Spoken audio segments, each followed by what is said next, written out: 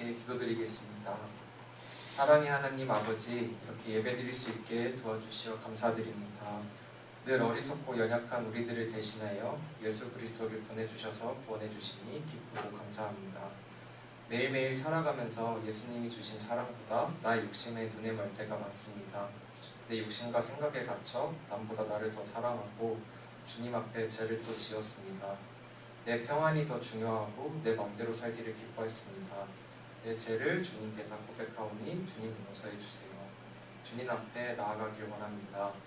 나보다 남을 더 낮게 여기고 더 낮은 자세로 섬기며 살아가게 도와주세요.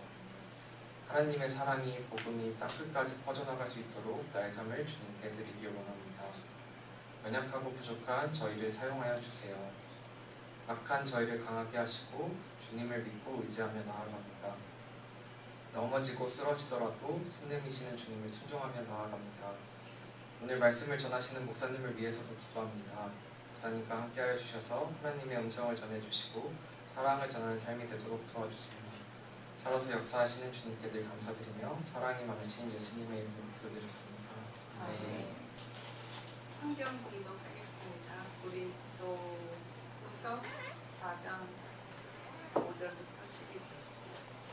우리는 우리 자신을 전하는 것이 아니라 예수 그리스도를 주님으로 선포합니다. 우리는 예수로 말미암아 우리 자신을 여러분의 종으로 내세웁니다. 어둠 속에 빛이 비쳐라 하고 말씀하신 하나님께서 우리의 마음속을 비추셔서 예수 그리스도의 얼굴에 나타난 하나님의 영광을 아는 지식의 빛을 우리에게 주셨습니다. 우리는 이 보물을 질그릇에 간직하고 있습니다.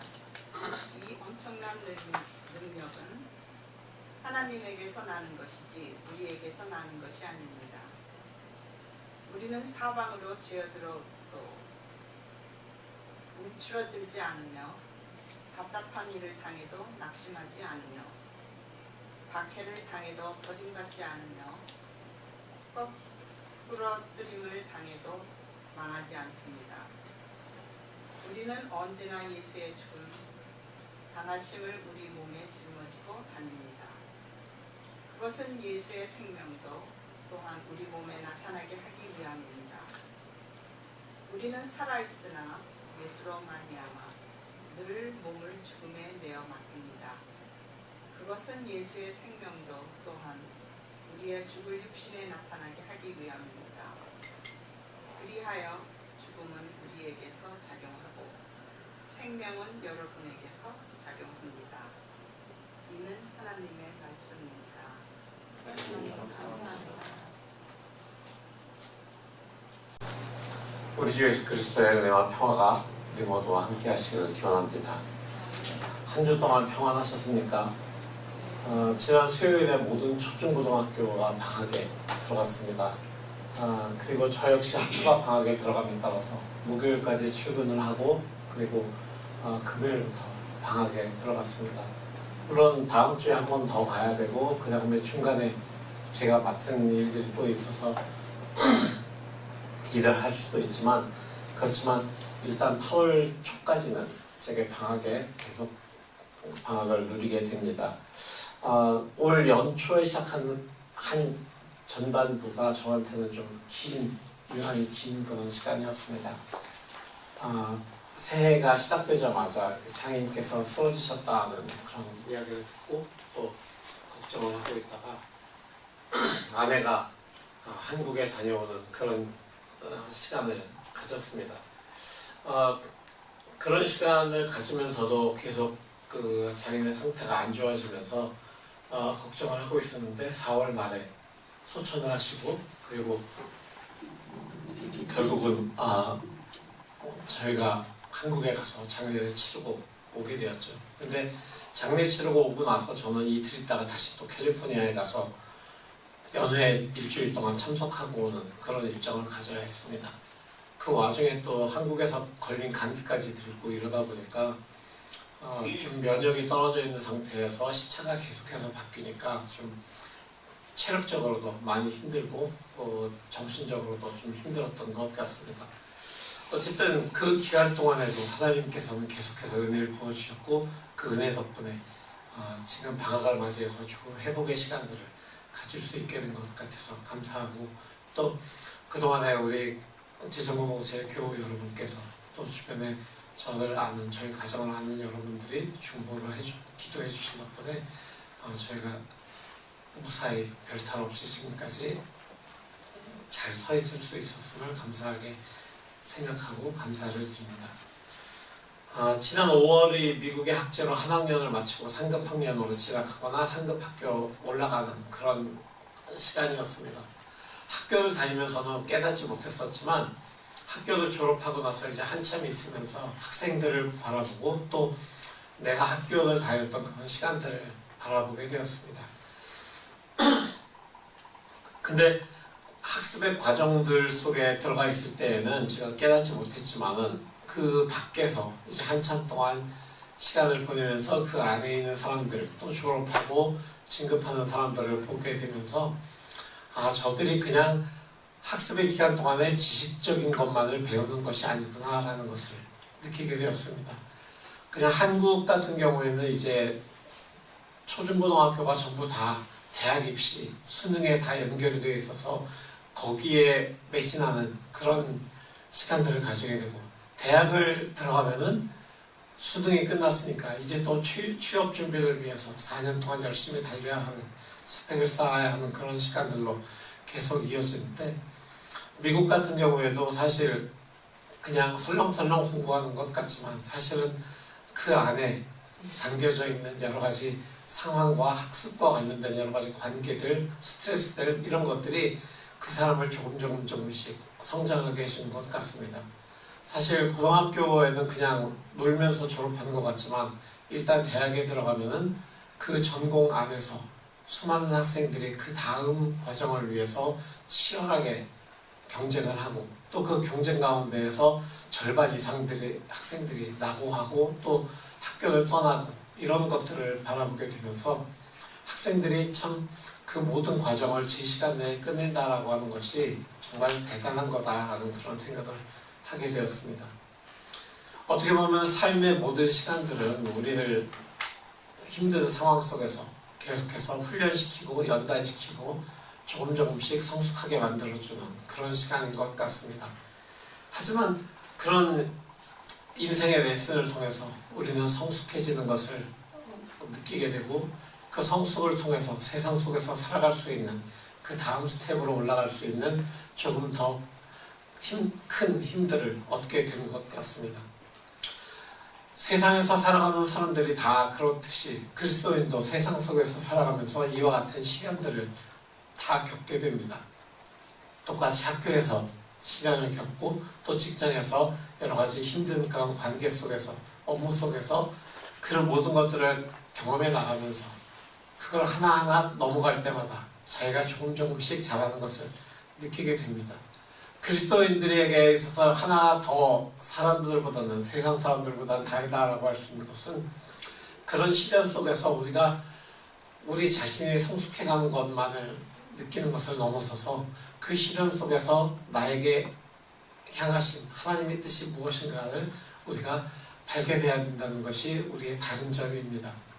우리는 그런 시련 속에서 우리를 향하신 하나님의 뜻이 무엇인가, 주님, 내가 이 시련을 통해서 주님의 어떤 부분을, 주님의 어떤 성품을 더 깨닫기를 원하십니까? 라고 질문하면서 나가야 되는 것이고, 그렇게 할 때마다 우리가 주님을 조금씩 알아가고 주님을 닮아가는 그런 그리스도인으로 살아갈 수 있게 되는 것입니다.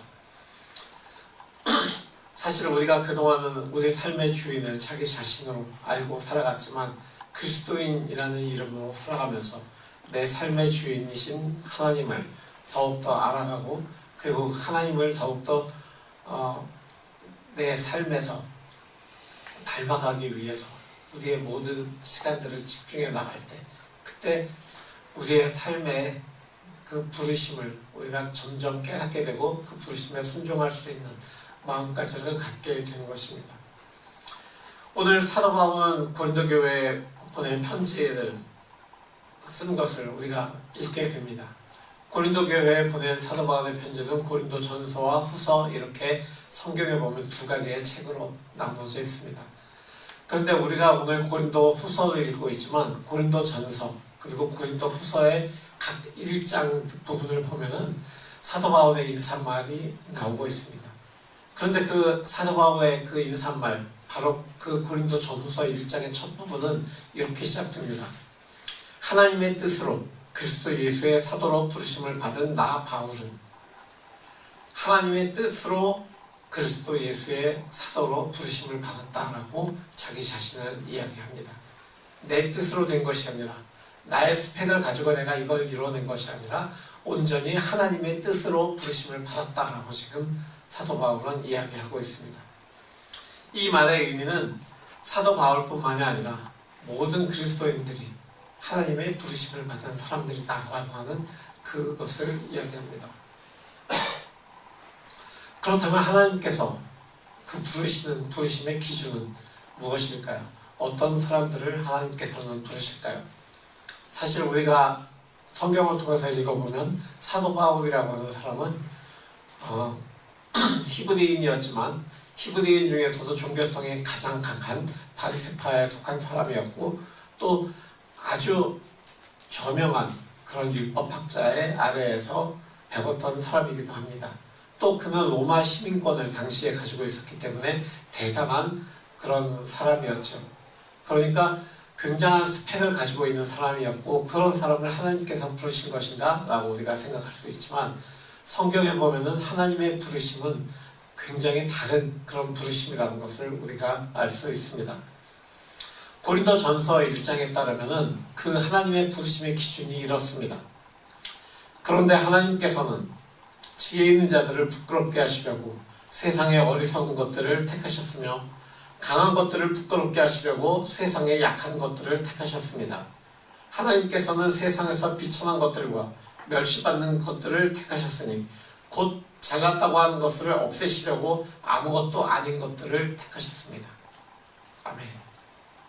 하나님께서는 세상에서 뛰어난, 세상의 기준으로 뛰어난 사람들을 택하지 않으셨습니다. 하나님께서는 세상에서는 정말 보잘것없고 연약하고 비천하고 조롱받기에 마땅한 사람들을 택하셔서 부르시고 그 사람들을 사용하셨습니다. 당시에 고린도라고 하는 그 도시는 그리스에 있는 여러 도시들 가운데 굉장히 큰 도시 중에 하나였습니다. 여러 가지의 그 항구 도시로서 많은 무역을 할 수 있는 그런 도시다 보니까 부와 사치, 환락의 도시가 바로 고린도였습니다. 따라서 그곳에는 아주 유능한 사람들도 많이 있었고요, 부유한 사람들도 많이 있었습니다.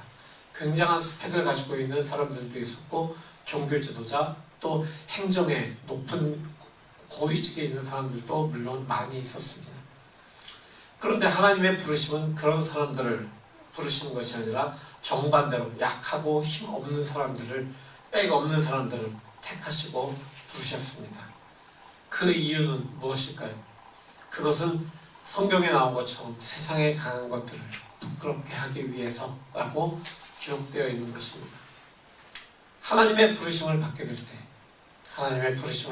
때 아무리 연약한 존재라고 하더라도 하나님의 강하심으로 인해서 세상의 강함을 이길 수 있음을 보이시기 위해서 하나님께서는 약하고 보잘것없는 존재들을 부르신 것입니다.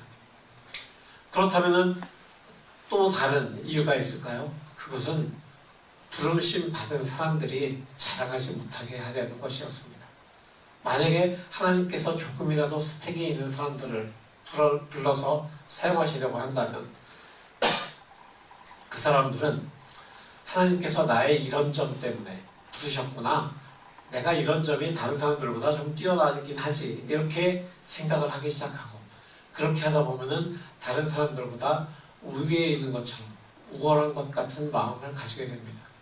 결국 그 우월한 마음은 교만으로 이어지고 하나님이 하신 것이 아니라 내가 했다라고 하는 그런 일의 결과를 자기의 것으로 돌리고 그 모든 영광을 자기의 것으로 돌리려고 하는 그런 결과가 나타나기 때문에 하나님께서는 아예 자랑하지 못하게 하시려고 약하고 부끄러운 사람들을 오히려 불러서 사용하시기 시작하는 것입니다. 마지막으로 하나님의 부르심을 받은 사람들이 하나님 안에 속한 그런 사람들이기 때문에 그 사람들이 오직 하나님 안에 있음을 자랑하도록 하기 위해서 하나님께서는 약한 사람들을 부르셨습니다.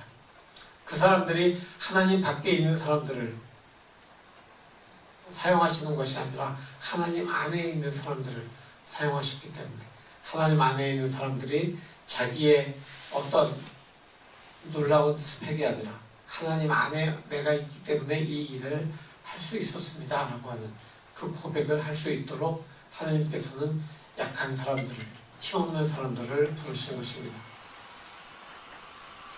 오늘 본문을 보면은 우리는 하나님의 빛을 품고 살아가는 사람들이다 라고 사도 바울이 이야기합니다.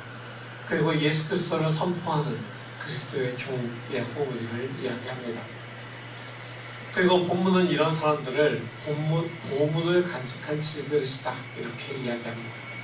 질그릇이 여러분들 잘 아시는 것처럼 그냥 흙을 빚어서 붙여서 만든 그런 그릇입니다.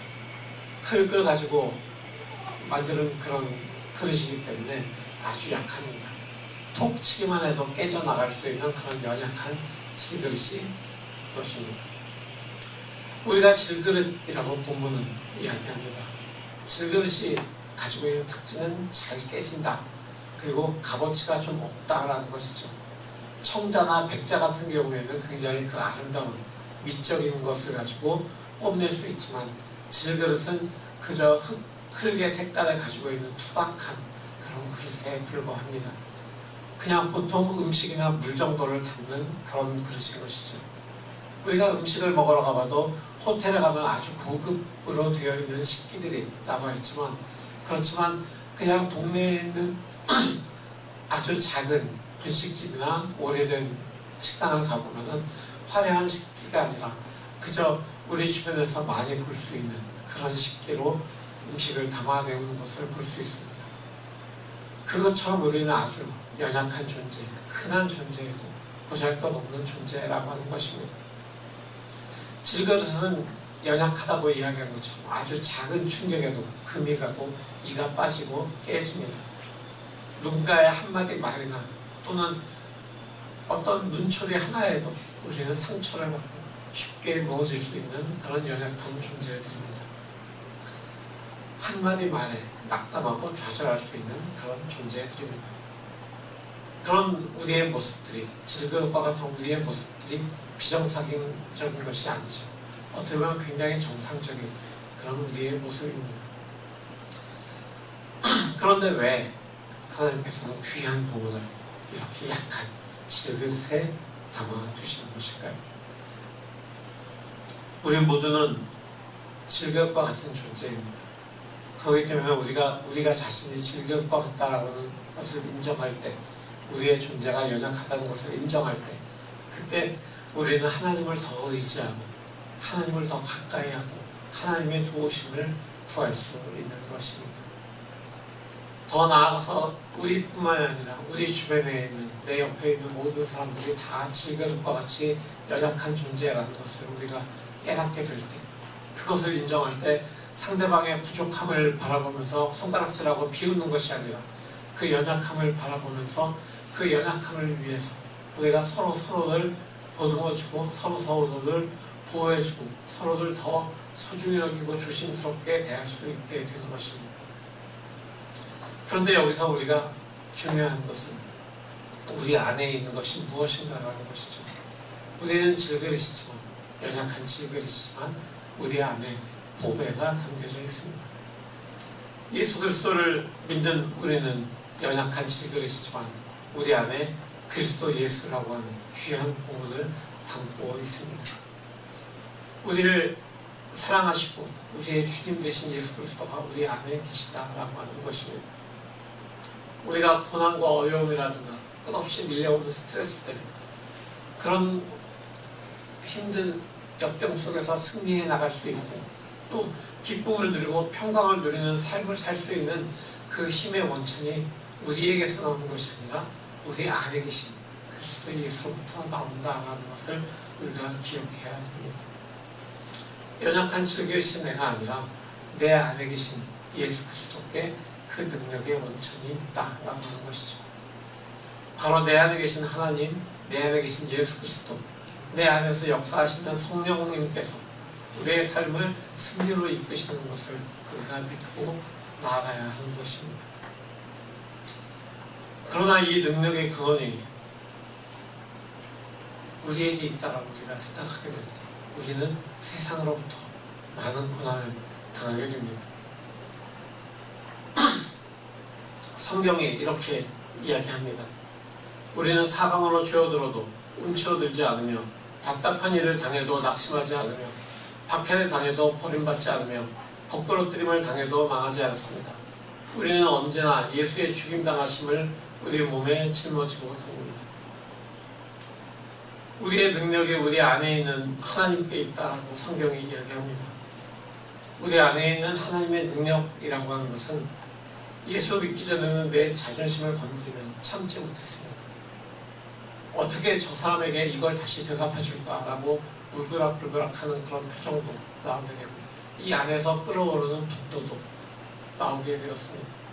그렇지만 예수 그리스도를 믿은 다음에 나는 예수 그리스도로 인해서 그 모든 것들을 웃어넘길 수 있는 능력, 옛날같이는 용서하지 못할 일들도 예수님 때문에 용서할 수 있는 힘, 예수 믿기 전에는 나밖에 몰랐지만 예수를 믿은 후에는 다른 사람의 필요에 마음을 쏟고 관심을 가질 수 있고 또 섬길 수 있는 능력, 또 모든 어려움을 인내하고 감당할 수 있는 능력, 어떤 상황에서도 소망을 잃지 않을 수 있는 그런 능력, 그것이 바로 질그릇인 우리 안에 예수 그리스도를 모시고 살아갈 때 나타나는 능력인 것입니다.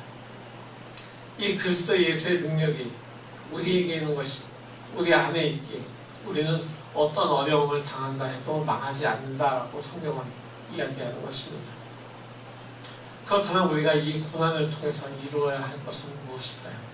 하나님께서는 우리가 무엇을 하기 원하실까요?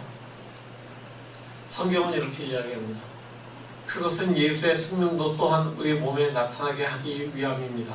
우리는 살아있으나 예수로 말미암아 늘 몸을 죽음에 내어 맡깁니다. 우리가 해야 할 일은 그리스도 예수의 생명이 우리를 통해서 나타나게 하는 것입니다.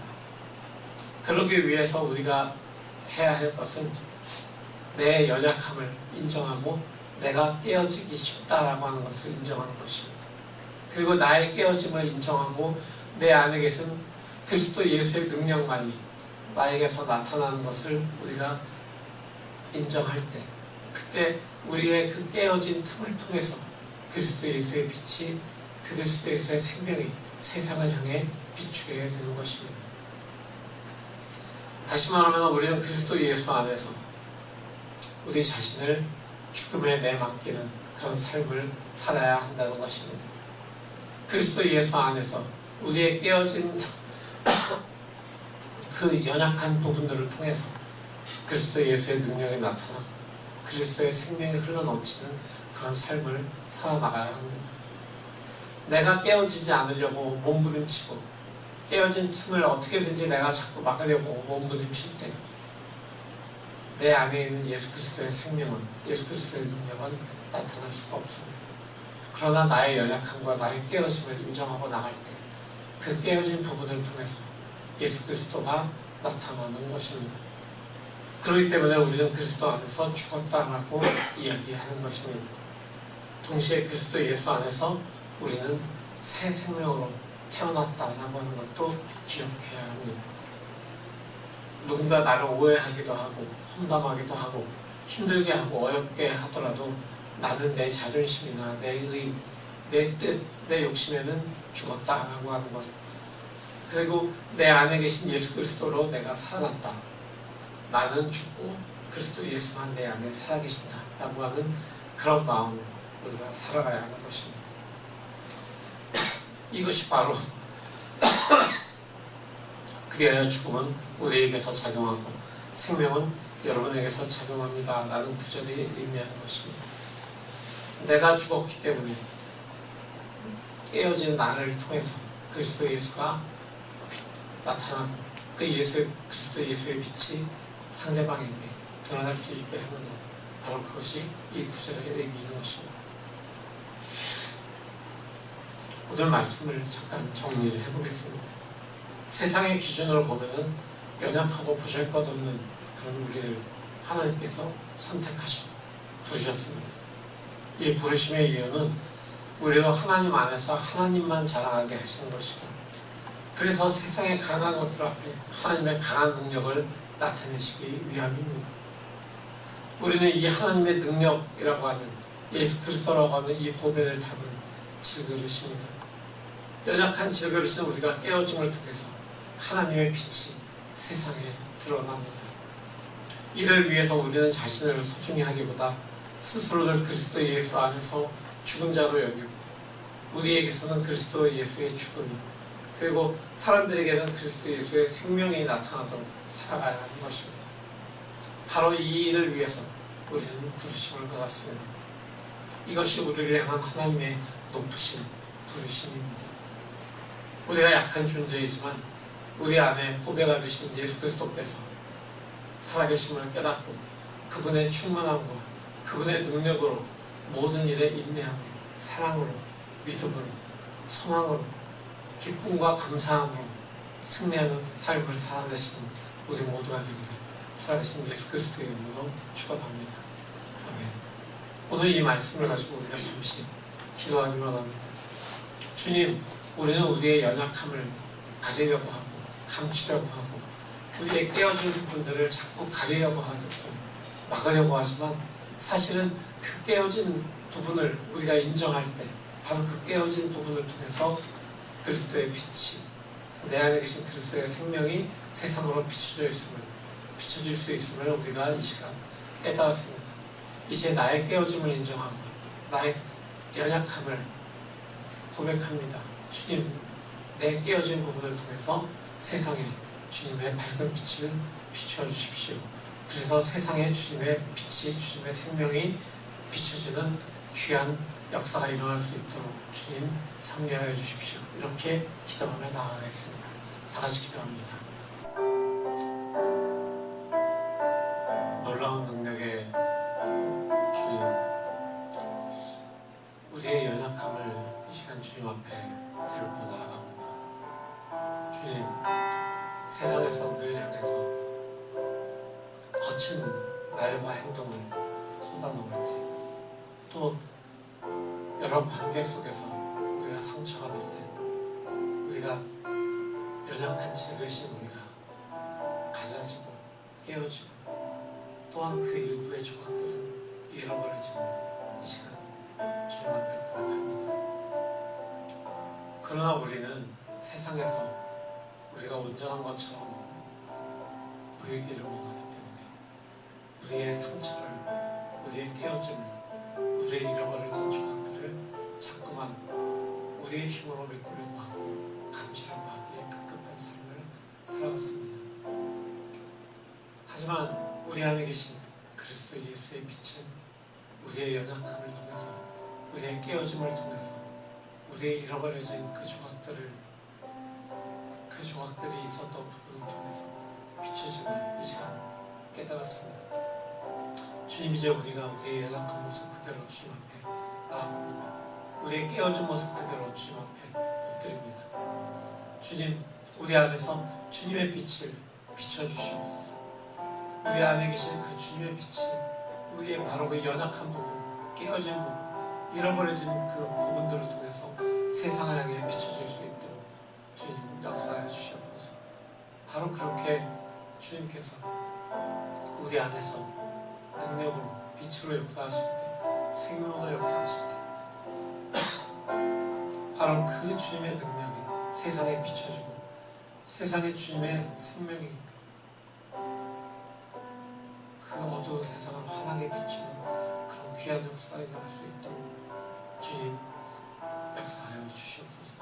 주님의 능력을 나타내 주시옵소서.